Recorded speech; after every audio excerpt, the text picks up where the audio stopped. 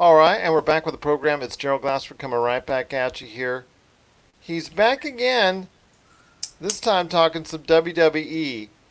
And just this past week, it's been very influential and very newsworthy as far as the WWE is concerned because they just had their Money in the Bank match, which actually they kind of recorded a few weeks ago. But they just played their WWE Money in the Bank match on the WWE Network and had a major decision as well from Becky Lynch on the most recent Monday Night Raw. And here to talk to me today about the Money in the Bank pay per view as a whole is my good friend. You got to catch him today on HunnicOutcasts. You go ahead and find that on Facebook today. HunnicOutcasts. It's a great place to be for a nice group talking all the stuff that's going on in pop culture. Plus, also, we're going to talk a little bit about The Undertaker as well. Yes. Undertaker. Oh God, I've been to a couple of events where I saw him, so it was awesome. Nothing beats seeing him live. Yes. Well, nothing beats seeing him alive. Indeed, you might not see him alive much longer in the WWE, but we'll talk about that here in a sec. It's Noah Ian Fein, and Noah, just great to have you back on the show. As always, I know that WrestleMania 36 had a bad taste in our mouths. I'm not going to go through the entire pay-per-view because I think people are pretty much just talking more about that Money in the Bank scenario itself. But I just want to say one quick thing, though, about a couple of the matches, really quick.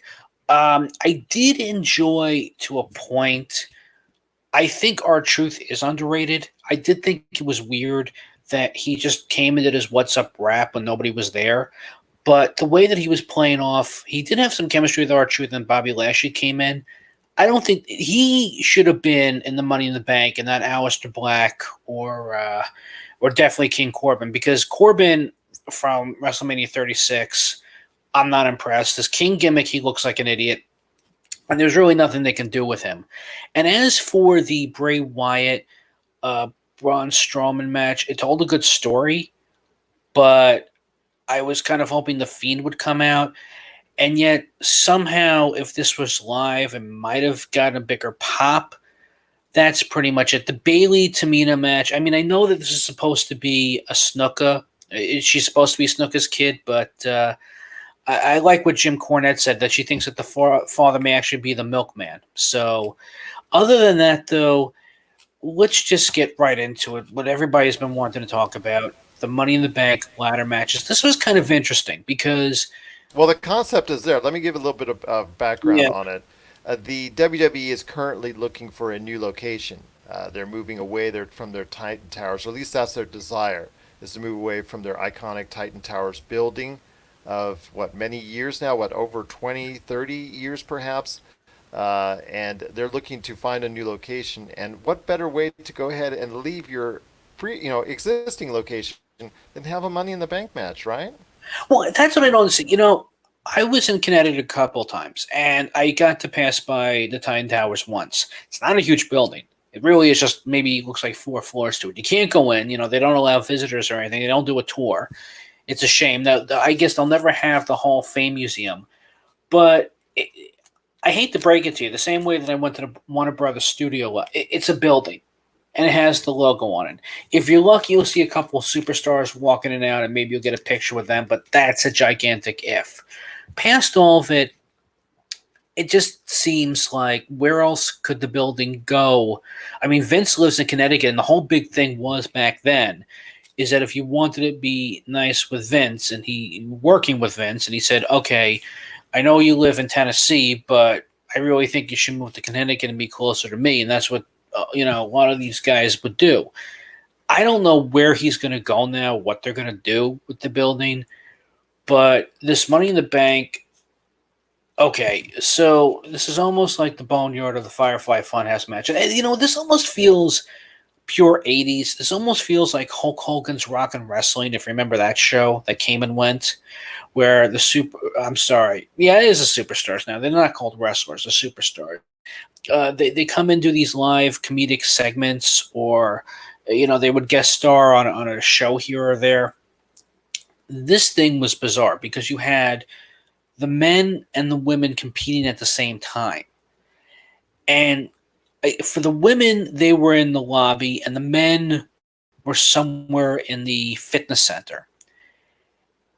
And out of all the women that were in this Money in the Bank ladder match, I got to ask you, if you could pick one, who do you think should have not been in this? Because I think you know who I don't think should have been in this ladder match. That's a tough question. I'm gonna probably say Otis because Well, not but then not the men, but the women. The women at this oh, point, because the women, I'm gonna go. I go ladies first. okay. Well, the ladies, I would probably say Lacey Evans would be Yes, my. you see, there you go. Great minds think alike. She has not won one pay per view. She's not connected with the fans. Her Southern Belle, whatever, is not working. And every time she go, I mean, Royal Rumble, there was no pop, no connection. WrestleMania 36, same thing.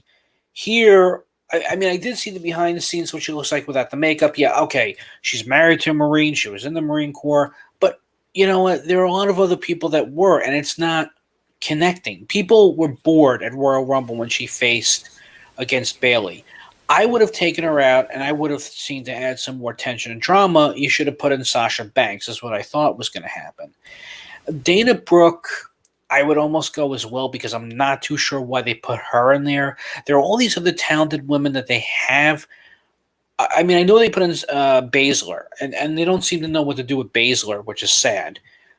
Well, And again, Baszler has that tough ex-UFC fighter image, but outside of doing this with her hands, she really and maybe having a little bit of nice, verbiage on Twitter, she just doesn't really have that charisma, and that's the problem. She doesn't give off that same Ronda Rousey vibes, and that's part of the issue uh, right there.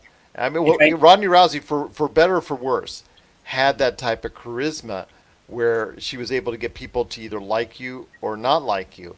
Ronda With she, Rousey, if I never hear or see of her again, I'm, it'll be too I'm soon. just telling you the response of the fans. I'm not telling you what my Right. personal. I'm just telling you the response of fans. And this is something that's overall within the WWE and AEW. There's just not that one dynamic individual at this point in time. I mean, this has happened to pro wrestling over the course of many years. There's years where you just don't have that one dynamic individual that the people want to follow behind, or two or three, and we just don't have it at this point in time. There's just Becky Lynch was popular, but she was not moving the needle because the needle was constantly coming down for the ratings for WWE and AEW. AEW is a nice niche and has a nice following, but as you can see, they're struggling to get back to 800,000 viewers each week on Dynamite. So you have issues there with that not having in the industry that one dynamic person to follow, like a Steve Austin, like a Rock, like even to an extent John Cena, that will go ahead and bump the ratings. So you just don't have that right now in professional wrestling. And what's like you said, the empty arena matches and all that are making it a little bit worse, which again, people are getting bored of it. It was kind of a nice novelty at first, but now people are just getting bored of these empty arena matches. And that could be foreboding for some of these other sports that are going to do empty arena games, empty arena matches, empty race cars, empty racetracks for their races. It'll be nice to see it first just because it's content, but after a while, people get a little bit tired of it because no matter how much you want to say it's not important, it is important having those crowds there. It just makes it feel like a full event, and that's something that we are now appreciating now that we don't have it in our lives. That and the fact that there are certain talents that they don't want to push. And WWF has always been known for just concerning themselves with five guys to be the main event. They've done this since the 80s, and they've done it ever since Frank McMahon took over, the 80s and now. And the problem is that you're going to throw a couple other people in the background just to fill in time. It would have been better to put in Mandy Rose because you got Otis on the other side. And speaking of the guys, yeah, Otis is interesting. I don't know if he's ready to be main event material, but now the problem is, well, we'll get to Otis, but here's the thing. We got Rey Mysterio, who was a former champion, and whether or not he won it or, because of Eddie Guerrero's death, was he good enough to hold the belt back in 2006? He held it for a few months. You can argue what he can do. I was impressed. He was a novelty. Who could beat him? And he lost to outside interference. He won the belt a few years later, lost to Cena within 5 minutes later on Raw. But uh, he was. The problem is you couldn't see Rey Mysterio do his high flying because they're running around the building like it's a mad, mad, mad, mad world, as Jim Cornette said on his podcast. The second problem with this was all these cameos. We had Brother Love come in for reasons I don't know why.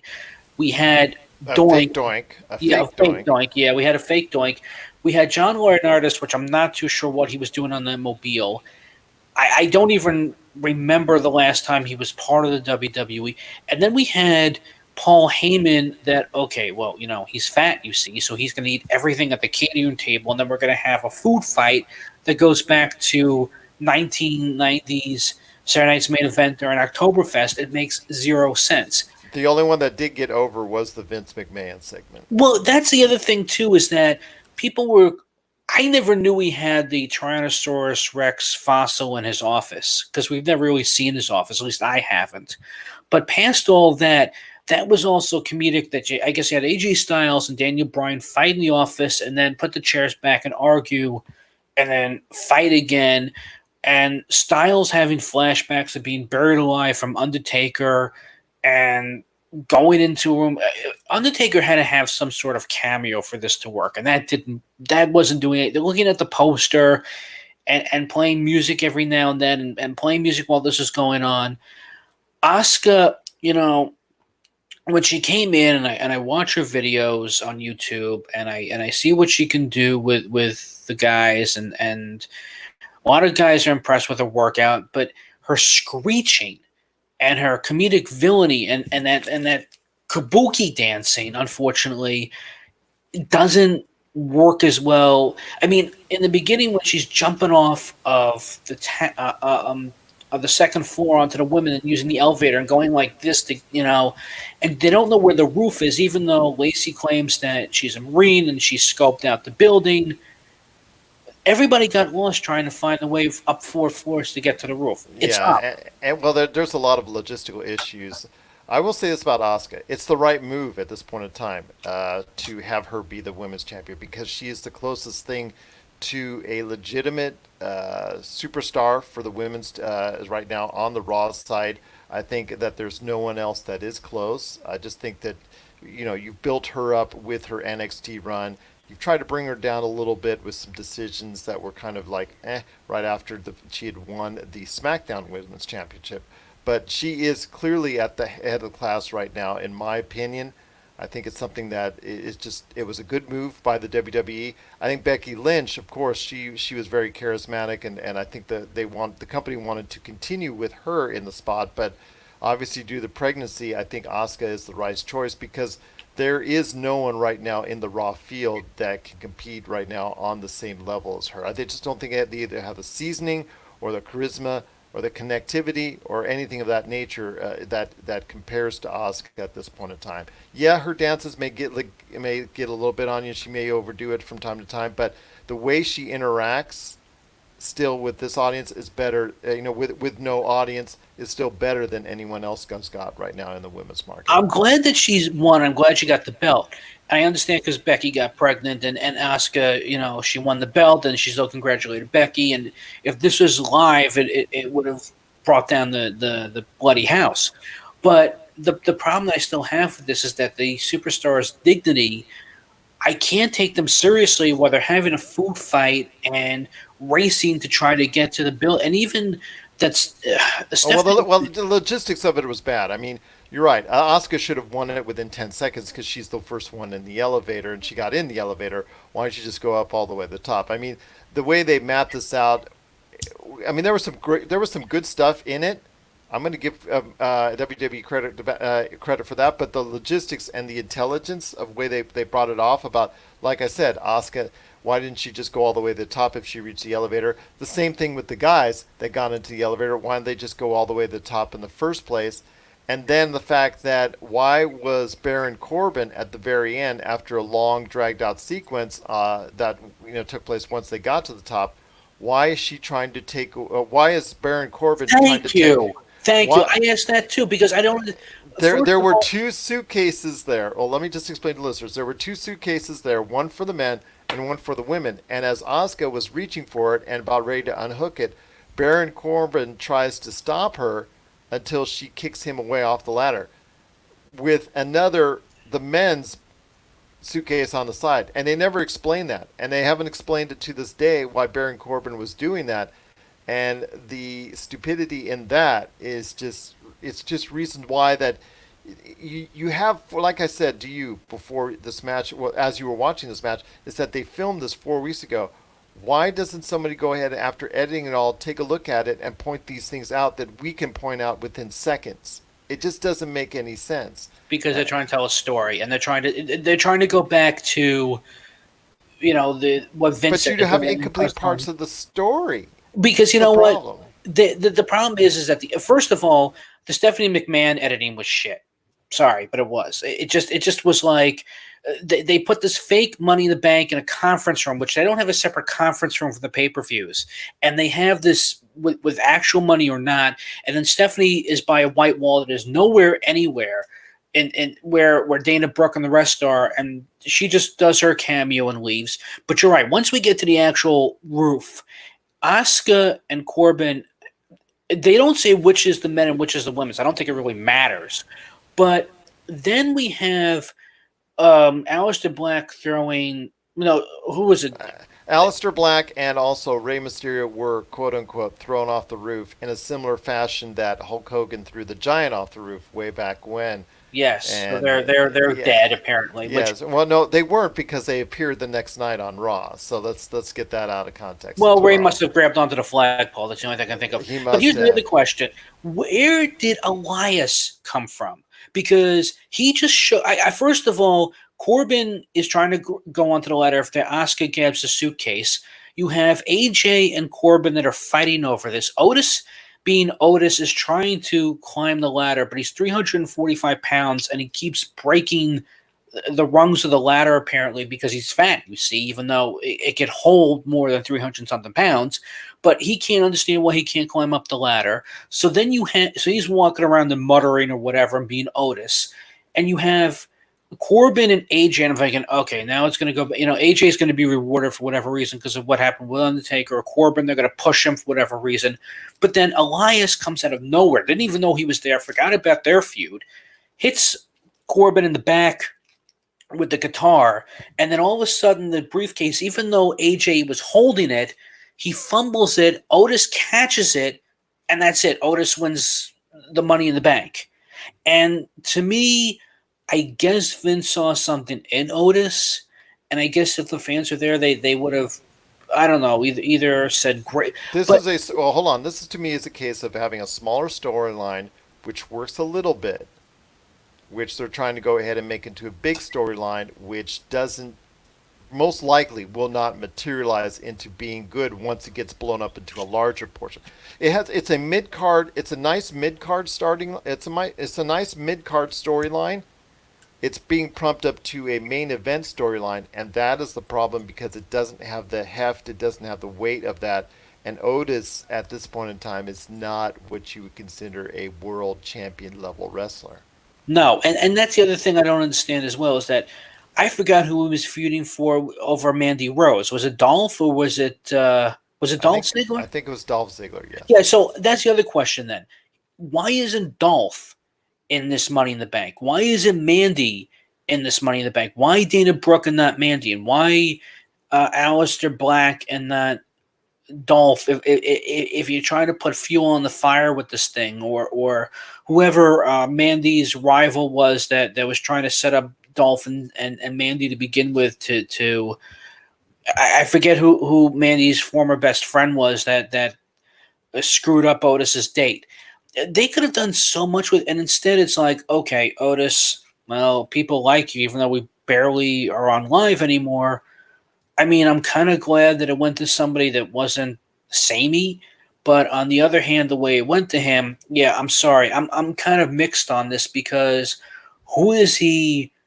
Like, Who's going to be his feud with now? Is it going to go back to Dolph? Is it going to go to the Fiend? Are they going to give it? They still play musical chairs, and that's a problem with whatever championship. Because I forget, is Otis on SmackDown?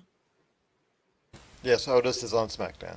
Okay, so that would be, what is it? Drew's belt, right?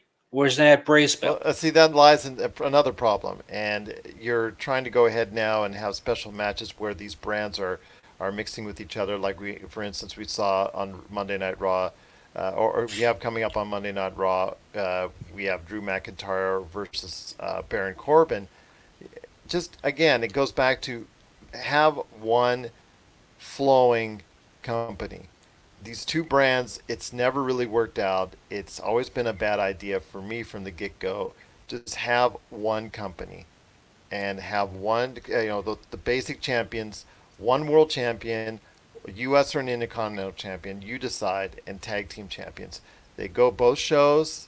They have, they can go back and forth, no problem. And you have individuals that appear on both shows. The WWE, I do not want to be that individual, but unfortunately, you have to be that individual that goes back to the Attitude Era, and or the early 2000s when you see the superstars. You would see Stone Cold on both SmackDown and also Raw, and you wouldn't see a separation from that. Once they started separating from that, it just the show in itself is you're splintering your crew, you're splintering your audience. You know what? You're right. They did this in 2002 with the draft, and they would have a SmackDown pay per view, and it didn't work then because Vince bought up all. I mean, even with AEW and even with TN, and we could talk about this to death, he doesn't have the competition anymore. And the problem with that is, as it's imploded itself. Now you have a Universal Champion, which the thing looks like a fruit roll up.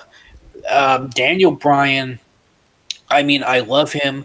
They could put him and do anything what they want with him. I'm glad they kind of took a few steps back, but Otis, I mean, again, who would he? I don't know if he would have chemistry with. Well, first of all, I'm sorry, it's Braun Strowman that's a champion, and Drew McIntyre. I can't really see Otis fighting unless he becomes heel and he does what they always do, is that they bring in the Money in the Bank right after the champion had a match, and 5 seconds later, because he's too tired, that's how he's going to drop the belt.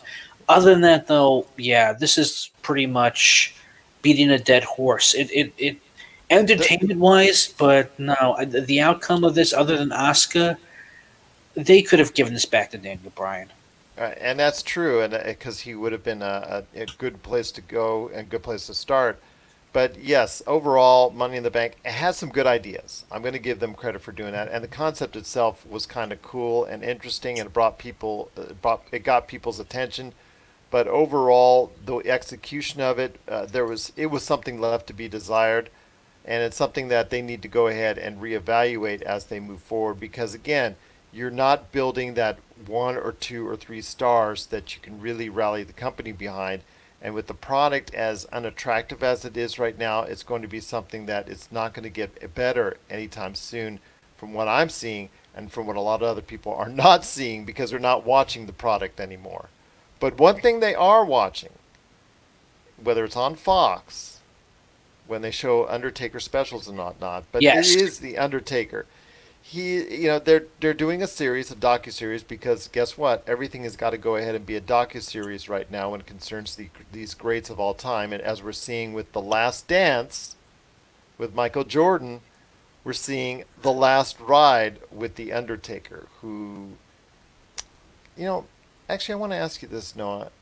Didn't he a couple years back or a few years back at WrestleMania put his boots in the ring as what is supposed to be in professional wrestling the sign that you're actually giving it up and you're actually retiring? Didn't he put his boots in the ring back a few years There's a back? drinking game, I think, with Terry Funk that every Yes, 5 minutes. exactly. I Yeah, knew you so, were going to forget Terry Funk. you know what it is, because I'll reference Kill Bill. The number one killer right now is retirement, and what would Undertaker? He's 55 now.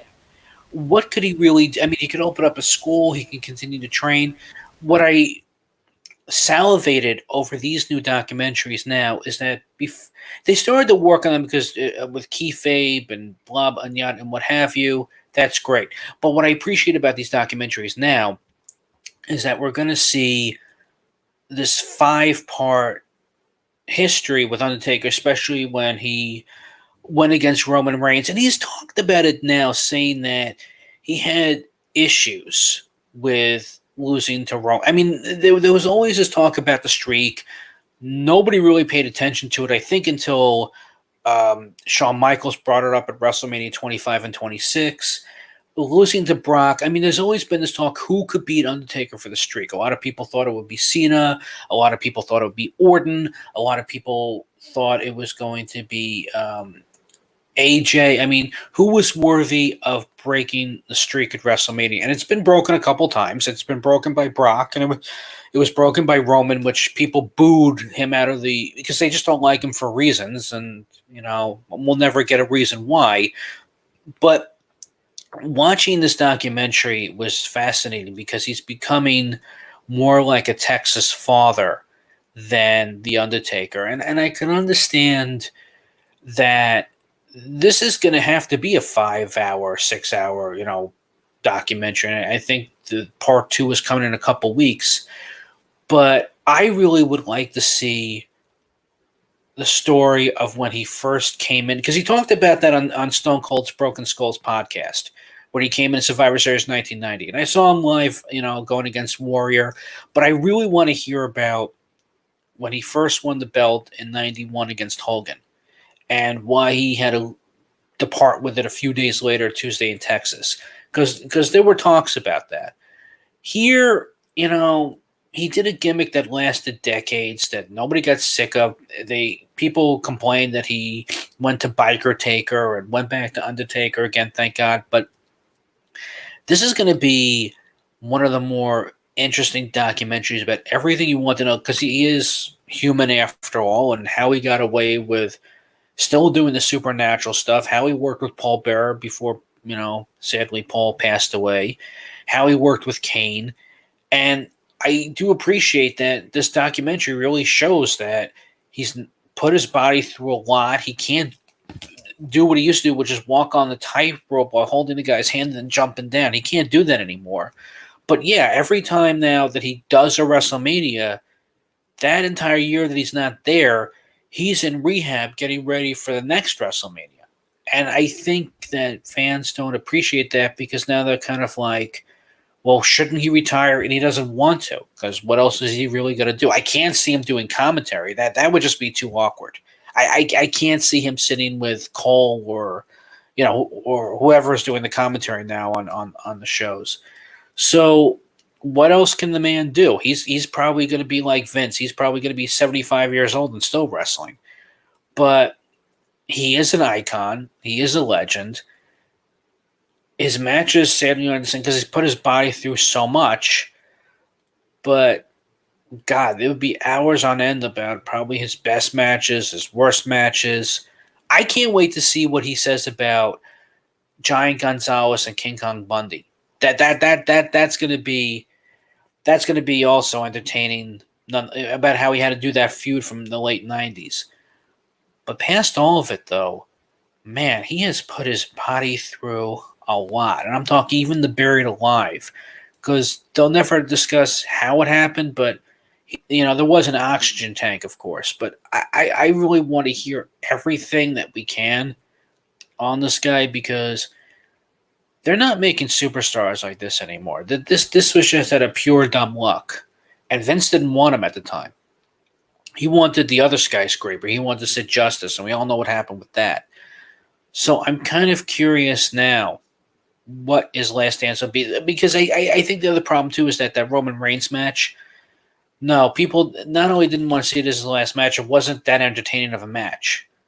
I really, the only thing I recall was him just putting away the boots and that was it.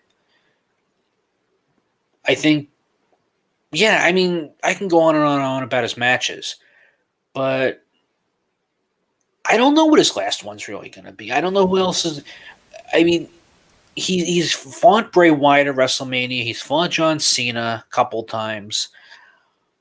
I don't think he's fought Braun Strowman, but I don't know what kind of chemistry. That's the other thing too, is that it depends on what chemistry they're going to have on the ring.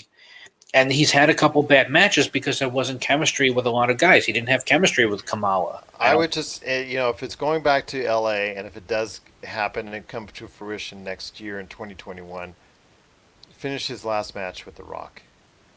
That's it. Yeah, I could see him wrestling. Or if you can bring back Steve Austin, but I think Steve Austin is happy in his retirement.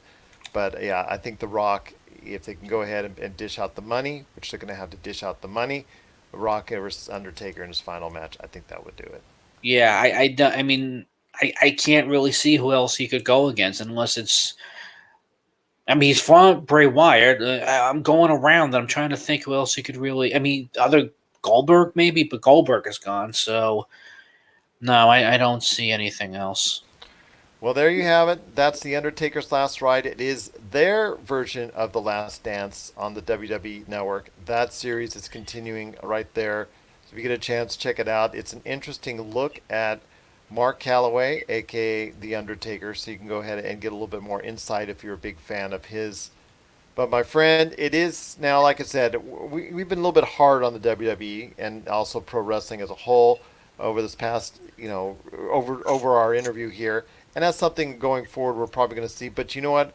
I give them credit for at least giving an attempt to go ahead and trying doing something different, the WWE for Money in the Bank. And hopefully going forward, they're going to continue to try doing different things because you never know. One of them may stick. Well, and the last thing I'll say too that I forgot, they even could have put Randy Orton or Edge in the Money in the Bank since they poured all this money to bring Edge back in. But that would have been a lot better, I think. But that's just me. Well, they're still planning those two together to go ahead and have matches with one another, no matter how much or how long that they're going to make those matches, like they did the one at WrestleMania. But yes, those two are being planned out still together at this point in time. So we'll wait and see what happens with Edge, Orton, and the whole rest of the WWE as you go forward. Some major decisions have been made and some new faces are going ahead in as far as maybe either at or near a championship level. So we'll see how that transpires in the coming months. Noah, I know I'm going to see you soon when you finish up your 10 box arts. 10 Yes. days, 10 box arts. We're going to see you soon for your thoughts on that so you can share that with our audience. Looking forward to that. Just appreciate your time and thank you so much again. Any last thoughts on the WWE before we head on out? Well, the last thing I'm going to say is that I don't think it's time to take the horse behind the barn and shoot it. I want to make that crystal clear. I just think that with an audience, with the pops, I really think that they have to really sit back and decide who's the champion and why, and who has chemistry with who in the ring. And if you ever have a chance, if you've been watching those Vice Dark Side of the Ring shows, recently they've had Legion of Doom, which is an interesting watch. And next week, they're going to have the season finale of Owen Hart. I definitely insist because I do have an Owen Hart story because I met him. But I'm going to save that story. But other than that, though, and I know they're getting rid of the WWE 2K games and doing something. They're doing a different game, a cartoony game called WWE Battlegrounds. Yeah. Because of the extremely poor reception, because it's been handed to a new studio for the last WWE 2K, and they did such a porous job on it. The reviews were awful, and the glitches were everywhere. They're giving them a year off, essentially, to get their act together. So we're going to wait and see what the WWE 2K comes out, when it comes out in 2K21 in 2021. So that looks like it will happen, but whether or not it will be good or any better than WWE 2K20, we'll have to wait and see. Because that, like I said, the last one was just pretty porous at best. But yes, they're doing WWE Battlegrounds right now. That's going to be something that's done in more cartoony, like similar to what they've done on their mobile work. So I don't consider it a full game release, but it's something I think that's going to be a little band-aid for those looking for their next wrestling video game. Well, we'll see. But again, Gerald, thank you so much for having me on. Thanks so much, my friend, for being a part of the pop culture cosmos.